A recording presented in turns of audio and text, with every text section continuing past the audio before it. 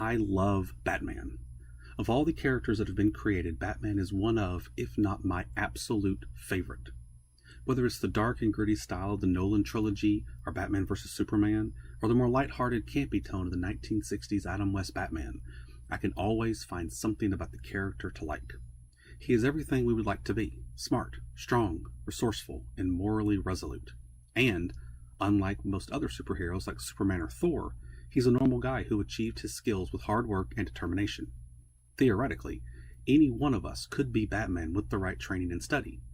While Batman has been depicted in a number of different media with different styles and in different genres, I think the best depiction to date was Batman the Animated Series. Batman the Animated Series, or BTAS as it is known, was the masterful work of Eric Radomski and Bruce Timm. It used the thematic and visual style of the highly acclaimed 1989 Batman film by Tim Burton, but brought its own unique flair to the mythos. The show blended Art Deco and crime noir in a seamless aesthetic that blended perfectly with the dark, often macabre villains and mature storylines. For an entire generation of Batman fans, this is their definitive Batman. 31 years after its release, there's not much to be said for this groundbreaking series that hasn't already been said.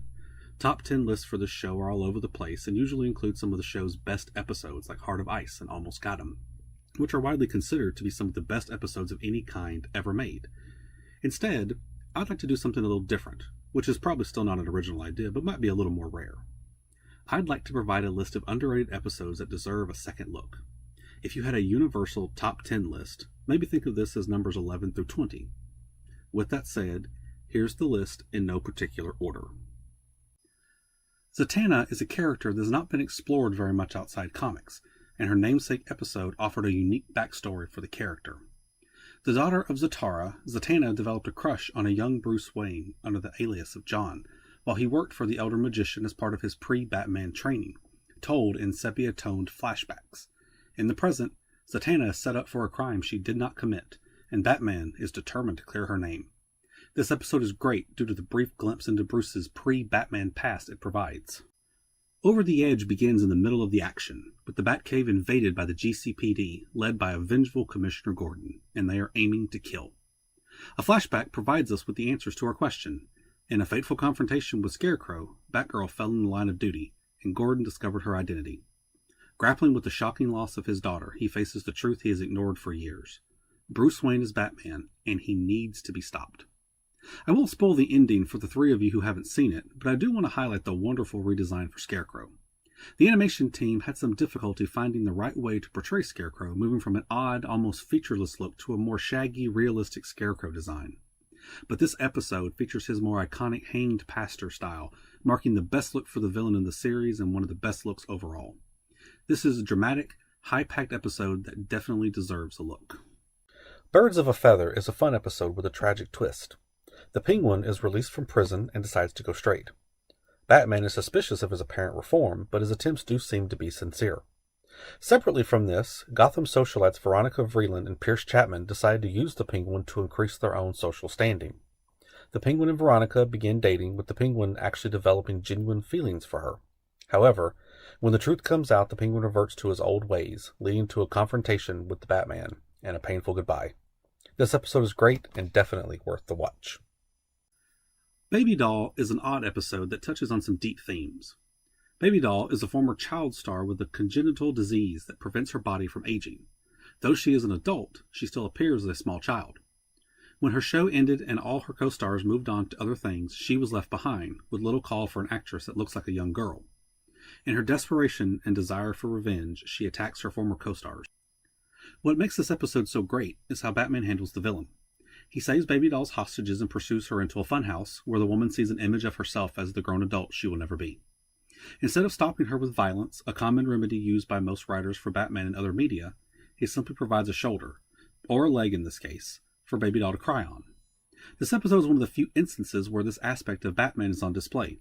Yes, Batman is a ninja that can defeat most of his foes in a fistfight. Yes, Batman is a genius-level detective that can solve the most difficult of conundrums. But he's also a man who understands pain and the importance of an understanding ear. This isn't the best example of Batman's empathy. That would come in the Justice League Unlimited episode Epilogue. But it is a great example of an underrepresented side of Batman. This episode is worth watching just for that.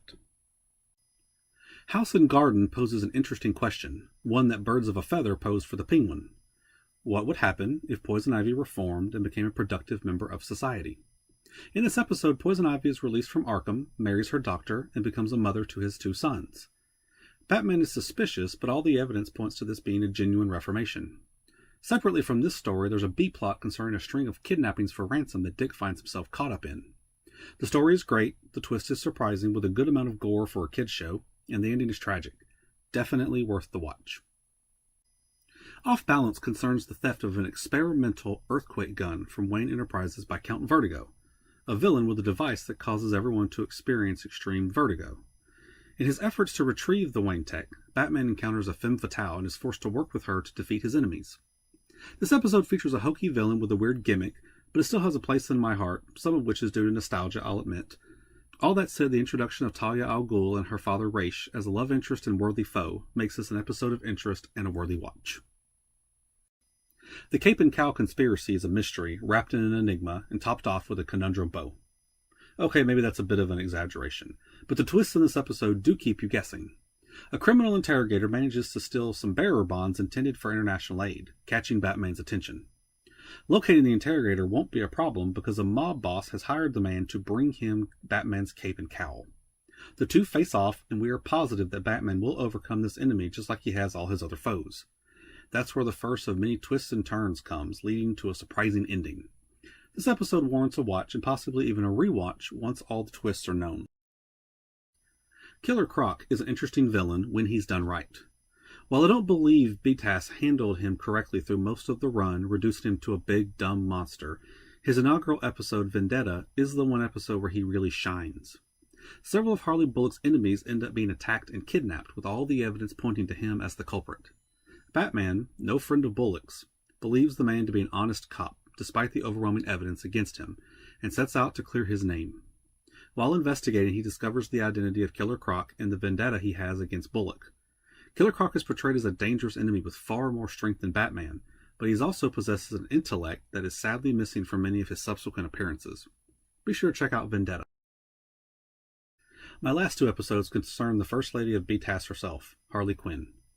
When most list their favorite Harley episodes, they will invariably name Mad Love and Harley and Ivy, and rightfully so. But I have a soft spot in my heart for 2 other interesting Harley episodes, Harley Quinade and Harley's Holiday. Harley is a character that always works best when paired with someone she can act off of. Most of the time, she's the straight man to the Joker's manic chaos. A wacky straight man, but that's necessary when playing off the Joker. But in both of these episodes, she gets to be the funny one.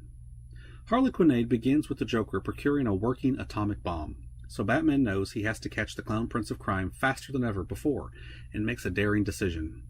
Take Harley from Arkham Asylum and team up with her to stop the Joker. The interplay between Batman and Harley is hilarious, with Harley even causing Batman to lose his cool. The adventure contains lots of twists and turns, and a few double crosses, but in the end Harley comes through and the Joker is caught. This episode is great, with a wonderful musical performance in the middle that's probably the highlight of the episode. Harley's Holiday is one of the episodes I distinctly remember watching for the first time. Harley is declared sane, with her certificate to show for it. She goes shopping for the perfect dress to represent the new sane Harley and actually pays for it. Unfortunately, a mishap with the security tag causes confusion that leads Harley to take a hostage and go on the run, with Batman in hot pursuit. Domino after domino falls, ratcheting up the stakes with each new development, culminating in Harley being chased by a tank. Once again, Harley's interaction with her hostage is fun to watch, with the 2 of them actually arriving at common ground after a while. These might not be the best episodes of Batman the Animated Series, but I think they're still great. If you haven't seen any of these in a while, I recommend giving them another look. What do you think? What are some of your underrated episodes of BTAS? Let me know down below. Thank you for watching.